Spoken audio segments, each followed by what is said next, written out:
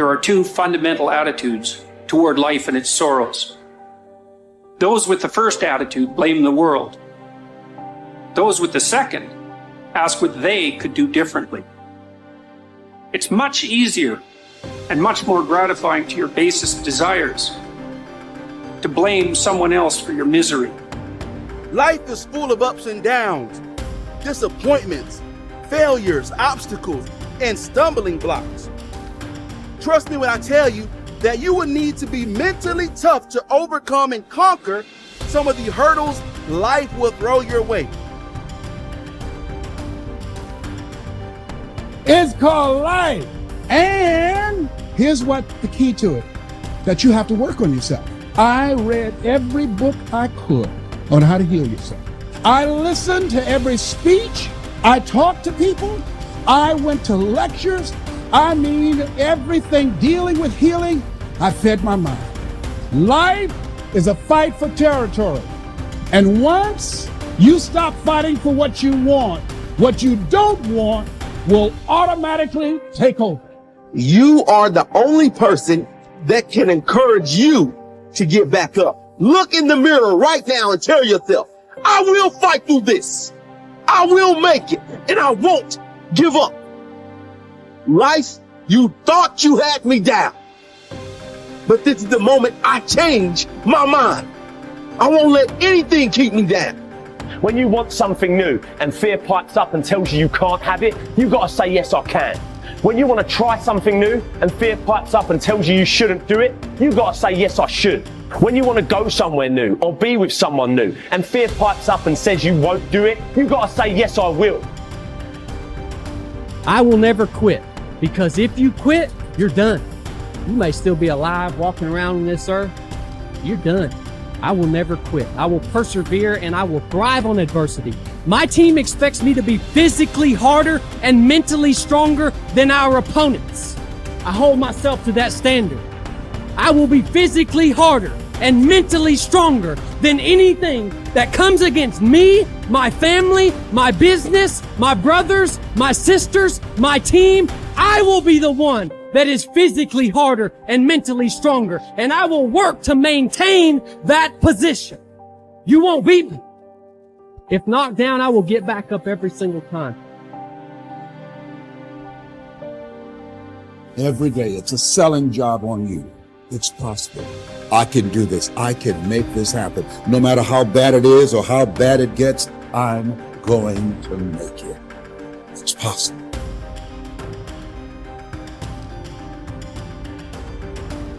Yo, we all are great. We all should think that we're great. There's no reason for you to not think that you're great.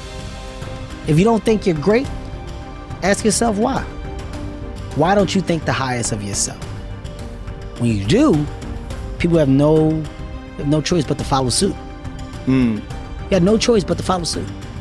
Well, a lot of people, they base it on their past. They base it on the life that they've experienced up until this moment. Makes you better. Yeah, it does make you better. Makes you better, makes you smarter. Yeah. A life You need to with no hear a guy rocks. like you say it. Yeah, man. That's what's interesting about it. That's what's interesting about life. You can hear a guy like you say that, and then it changes your perspective, and then you'll go out and take action that you might not have taken before. I got a 585 on my SAT, Confessions. They give you 400 for putting your name on the paper. It's a true story. I guessed ABACADA. I did abacadabra all the way down. True story. Swear to God. Hand on my mother's grave. ABACADA. All the way down. I didn't care because it was a class trip that same day. I wanted to go Great Adventure. Was told that not taking my SAT seriously would prohibit me from furthering myself in life. That's what I was told. At the moment I said that maybe I should have applied myself. Maybe I should have did differently. When I saw all my friends get their test scores back and they were ecstatic. 800s, 900s, 960s. Everybody's going to college. I felt like the biggest idiot in the world. The biggest idiot in the world. Because the same people that I went and rushed to go to Great Adventure with, they had taken the SAT the week before. They already got their work done. They did everything they were supposed to do. So that moment of fun was real fun for them. I was the only dumbass that didn't prioritize and take care of my shit. So I'm the only one going to community college. Everybody else off to Villanova, Temple University, Drexel University. God damn. I just got left behind. Why didn't y'all tell me that y'all did it the week before? How come y'all ain't tell me that we was serious about the college? Y'all ain't tell me y'all was trying to go to Temple or Drexel? Oh, wait. It's because my life isn't their life. They're focused on themselves. Wow, they're doing what they're supposed to do. Hey, Jack. Go sit by yourself and figure it out, because this is where you should be. Lesson learned. Any opportunity given should be taken serious from this point. Because if not, you can find yourself feeling just like this. I try to get down on myself at the moment. I learn from it. Now, if I gotta take a goddamn test, you best believe I'm studying for that test, because I don't want the feeling like I'm the guy that didn't prepare. Now I got a story to tell my kids about what it feels like to be the kid in class that didn't prepare, that's got the worst grade when they give all those grades back. But it's because of my experience. I don't look down on those moments. You take those moments, you make the best of them, because they're life lessons. It's that simple. You're saying it's positive, but it's really just simplicity that's real. It's real. It's real, and it's your life experience, and it's your life's lesson.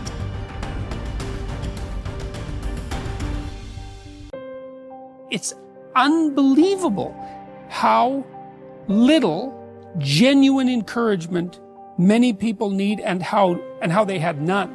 No one ever said to them and meant it. It's not okay for you to be a weak loser. It's not okay. And the reason it's not okay is because you could be way more than that. And it's a crime, an ethical crime, for you to allow all that necessary potential to go to waste.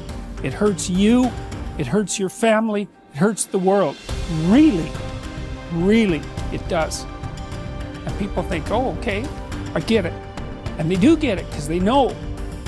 If you want to know something about yourself, sit on your bed one night and say to yourself, you got to mean this, like you got to be desperate. This is no game, this. It's like, my life is not everything I want it to be, and perhaps it's not everything that I need it to be. And by need, I mean my life is so unbearable that the suffering that's attendant upon that is make me nihilistic, cynical, bitter, resentful, homicidal, genocidal, unable to have a good relationship, prone to punish people for their virtues because of my jealousy, driving the proclivity to see evil everywhere except within my own heart. Like, these are problems, man. And you ask yourself, you sit on your bed and say, okay, man, I'm ready to learn something. Like, what's one thing I'm doing wrong that I know I'm doing wrong, that I could fix, that I would fix? It's like, you meditate on that, you'll get an answer. And it won't be one you want, but it'll be the necessary one. You know, and it's often something that will point you to small things. So Carl Jung said, people in the modern world don't see God because they don't look low enough. And so imagine you're in your messy bedroom, you know, and you're sitting on the edge of the bed trying to have an honest dialogue with yourself. And the little voice says, you know, it's pretty disgusting in here. And you think, well, I'm way above such trivial niceties as organizing my room. Well, that's pride. That's arrogance. If you're above organizing what's actually yours, how in the world are you ever going to organize anything else? And so you get on your knees and you think, well, it's time to, you know, take a brush to the toilet. And maybe that's where you start. And that works. Like, that works. You start making those micro improvements, like real micro improvements, real on the ground, actual micro improvements, the things you know that are wrong, you'll improve unbelievably rapidly.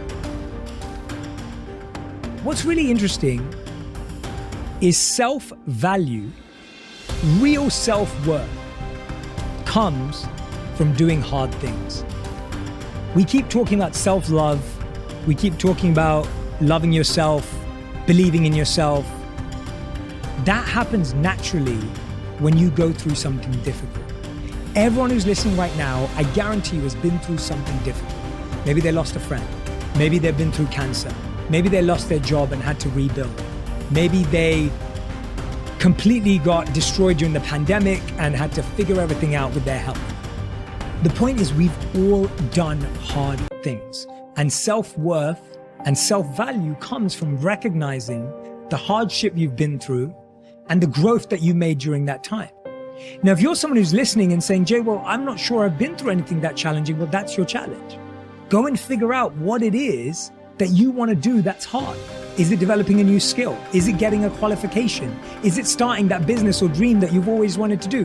What's that difficult thing you're going to do on your own, with your friends, with the support of whoever's around you, but not with the crutch or the handicap of a partner? What are you going to build as a skill, as a tool, as a value yourself that's going to make you say, I've done something? And that's the beginning of it. The beginning is, I've done something and I did that and I can do that. And when you do that, yes, there's going to be, you're going to validate the wrong things. You're going to give yourself praise for the wrong things. You're going to go through ego. You're going to do all of that. But there's still a belief of, I can do hard things. I can do hard things by myself. And I know what value I bring to a relationship. Most people don't want to be really wealthy.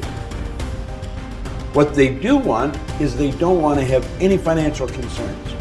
If they want to buy a new suit, they can go and get one. If they want to take a trip, they can take the trip. If they want a new car, they can get the new car. They don't want to just run out and spend or buy. They don't want to have any financial concerns. 2, they want to wake up in the morning excited about how they're going to spend their day. And the 3rd, they want to mix with people who are upbeat and creatively productive. These are the 3 things that people really want.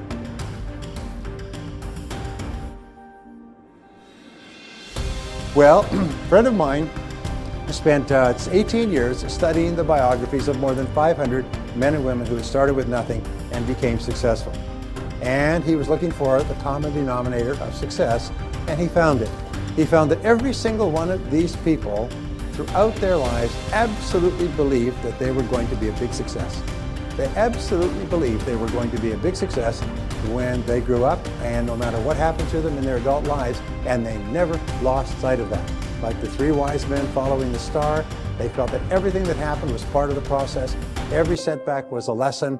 Every pain was something sent to teach them something that would be helpful, and they never stopped believing in themselves. So if you could buy one belief, the belief is this, is that you are destined to be a big success, that you have incredible potential, that you're surrounded by incredible opportunities, and that you're going to be a huge success in life, and everything that's happened up to now is part of your preparation. So challenge your self-limiting beliefs. Don't ever say, I can't do that, or I'm not good at that, or something else. No, wait and say, wait, what if that's totally false? What if deep down inside of you have the ability to be extraordinary at something that's important to you? Whether it's skiing or skydiving or mathematics or selling or earning money or running a business. You probably have more ability than you could dream of, but don't sell yourself short. Now in the Bible it says, according to your faith it is done unto you. It's one of the most important principles of the New Testament. In the Old Testament it says, as a man thinketh in his heart, and the heart stands for the subconscious mind, which means a deep belief, so is it, or so is she. William James says, beliefs create the actual fact. Is that if you have the belief, it actually becomes the fact, because you always act in a manner consistent with the belief, and as a result you get the results consistent with your actions.